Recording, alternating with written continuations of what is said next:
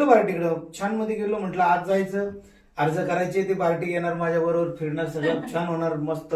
मी एकदम आनंदात होतो. आणि तिथे गेलो, म्हटलं साहेबांना भेटायचं, आतमध्ये अधिकारी साहेबांना भेटायचं मला. ते म्हटले तुम्ही कोण?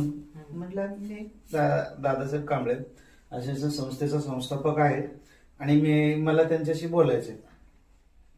तर ते म्हटले आज काय तुम्हाला भेटता येणार नाही, तुम्ही 2 दिवसांनी या. अरे बापरे, म्हटलं नाही नाही, मी संविधानाचंच काम करतोय, त्याच्यासाठीच आलोय आणि तुम्ही तर त्याच्यासाठीच बसलेला आहात. नाही नाही म्हणले, तुम्ही ते 2 दिवसांनी या, साहेबांना भेटा. बरं ठीक आहे म्हटलं. थोडस नर्वस झालो, म्हणजे जी काय मनात ऊर्जा घेऊन गेलो होतो तिचं सगळं पाणी होऊन गेलं.